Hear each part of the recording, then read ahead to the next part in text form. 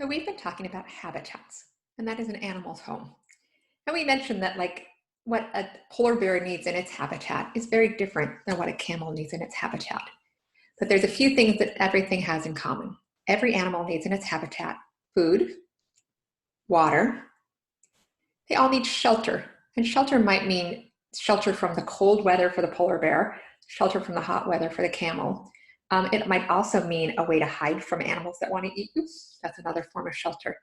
And animals also need space. That's just space to move around in so they can find the food and water and shelter that they need. So remember the poem that we learned? The poem was food, water, shelter, space. A habitat is a wonderful place. Now, if we clap that rhythm of that poem, it helps us to remember it. So let's clap it together again. Food, water, shelter, space. A habitat is a wonderful place. Nice. So we're going to today work on a project that's called a diorama, and we're going to build a habitat for an animal. And a diorama just means a model. It's just a 3D model. So the first thing we have to do is decide on an animal we want to build a habitat for. So you could take one of your toy animals, like maybe a turtle or maybe a pig. Now, if I make a habitat for a turtle, it's going to be pretty different than what the habitat is that the pig needs, right? But in both cases, we're going to make sure they have the food, water, and shelter that they need and space to move around. So I asked my 9-year-old what animal he wanted to make a habitat for, and he chose Sonic the Hedgehog. Okay, so we're going to say that Sonic already has his shelter because this car is going to keep him safe from things, because Sonic can run really fast by himself, but the car helps him move even faster. So this is his shelter, but let's go ahead and create a habitat where he has food and water and some space to move around in. The first step of our diorama is to choose a box to do it with, and any cardboard box will do.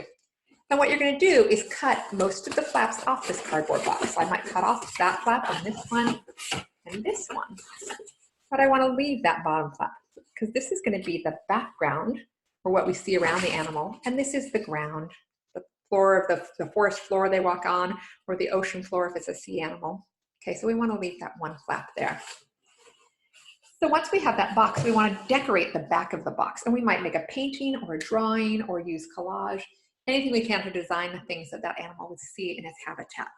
So for my son, for his Sonic the Hedgehog habitat, he made palm trees, and there's some gold rings in the distance for him to chase after.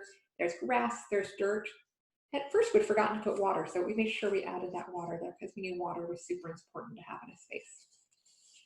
This is the ground. He made a road for Sonic to travel on, and we can also see that there's grass. We drew part of the ground for this diorama, but we also added rocks because the rocks added kind of a fun three-dimensionality.